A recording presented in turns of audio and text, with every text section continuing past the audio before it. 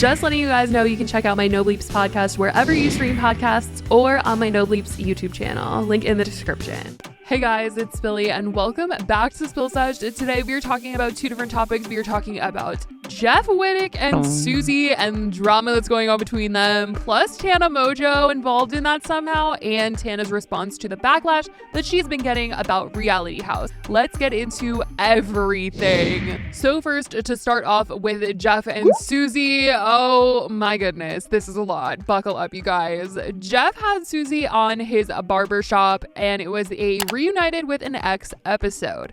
The two of them aren't actually exes, but it's like a whole joke between them that they were like together for 5 minutes because they had like made out on a trip one time to Vegas, but then Suzie also made out with Zayn and Dylan Francis that night, which Jeff claims he was hurt by, but nobody can tell if Jeff is ever being serious or not. So thus we are here where there's possible joking romantic tension between these two. And so Jeff starts to apologize to Suzie for the whole Tana Mojo thing because in the last couple of weeks, Jeff has been trolling with Tana, joking about the fact that they've hooked up, and also just in the press, the Hollywood Fix has filmed them a couple times pretending to be a couple and all of that. And so he wanted to apologize to Suzie, and she was like, karma is a B, and that's why you got sick. Came to apologize for kissing that whore. I used her.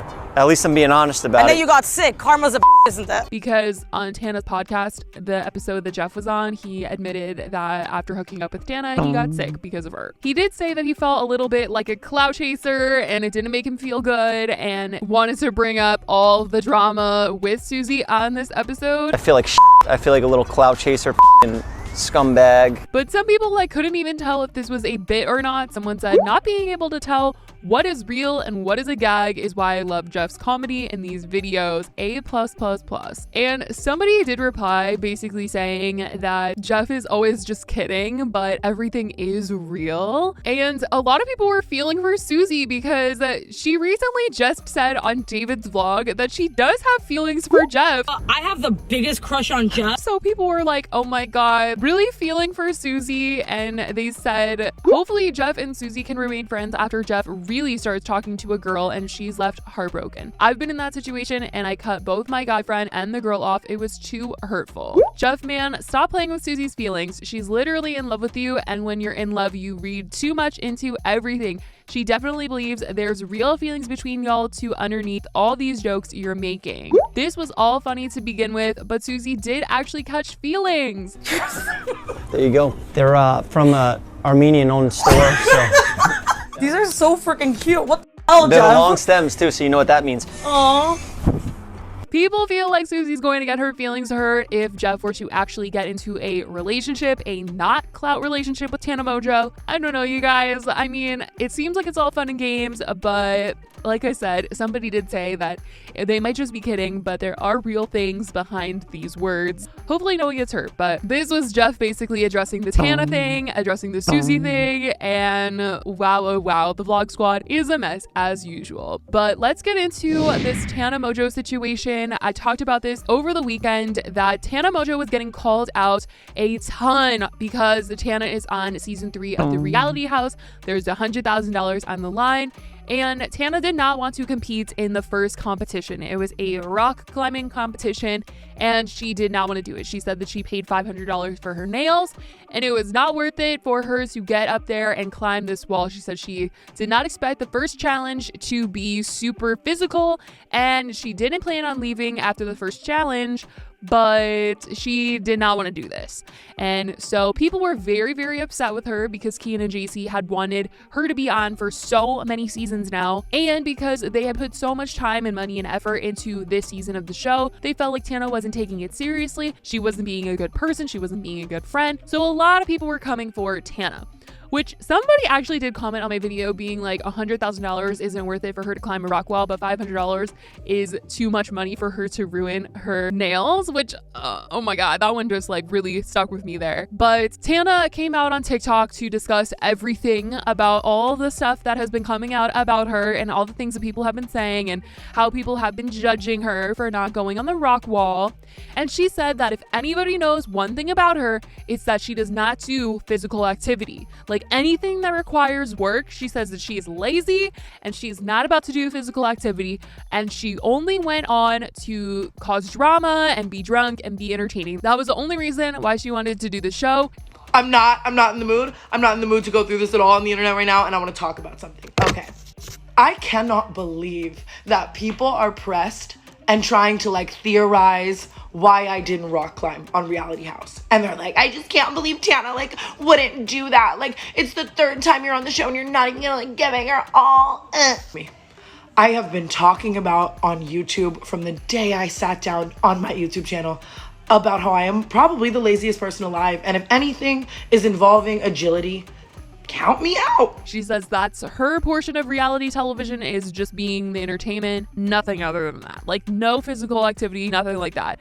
She says that she's always been this way and she's gotten herself out of doing physical activities. Even in school, she would like fake fainting, and if they had to climb the rope, she would like punch herself in the face and like cause a nosebleed so she wouldn't have to do any of the physical activity. In school, I posted a story time about this a very long time ago. If it was a field day, I used to punch myself in the face and make my nose bleed in order to go home, just so I did not have to do something agile. If there was a mile that people were running, I would lay down on the ground and act like I passed out just to avoid the mile every week. Which, oh my God, that's so extreme and so crazy. But she said that she would do absolutely anything to get out of any physical activity. So clearly she didn't really care about her nails. She just didn't want to do the rock wall, which I mean, everybody else did totally like smoke it. Like they really went up there super quick. So if Tana was not super athletic and then she was about to do it, I could see how that probably could have been a little embarrassing. She says that she loves Keen and JC, but there was just no way she was going to do that for them. Like there was just no way. I'm not an agile individual. I never have been. I never will be.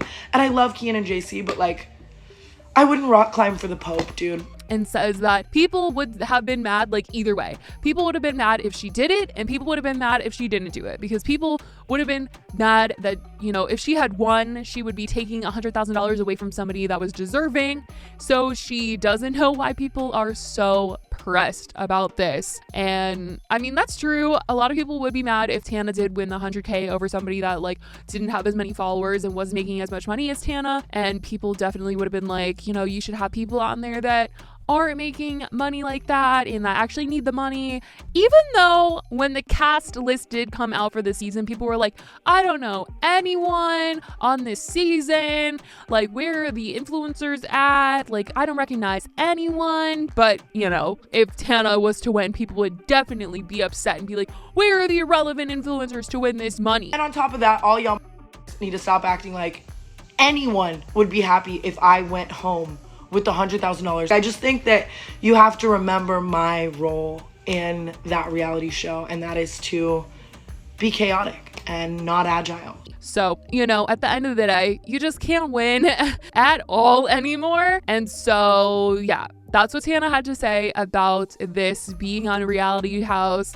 Some people did think that in this TikTok, she did spoil who won. I'm not sure. I'm not going to give out any more details. I'm not going to show you guys the part where she did say that. But yeah, some people were upset. I think she was just giving an example of the type of person that should win over her. I don't think that she was saying who actually won, because I think that they would be really upset. But then somebody also commented saying that Bryce accidentally said who won in one of his recent vlogs. So maybe they really just don't care about Keen and JC and have no respect for the Reality House. But who knows? I guess we'll find out when the finale actually does come out who won and if Tana did spoil it for everybody. Could you imagine? I imagine that they would be so pissed. Like, she showed up, didn't want to do the first competition, and then spoils who won. I think they would have her take it down if that were the case, but hopefully she didn't spoil it. But people were very, very upset about that one. So if you guys go watch this full TikTok of Tana's response on her page, just be warned that at the end people feel like she might have spoiled who won. Anyways, I definitely want to know what you guys think about this and everything else we talked about today, all the Jeff stuff, all the Suzie stuff. Let me know your thoughts in the comments down below. I love you guys so much, and I will talk to you guys in the next video. Bye, guys.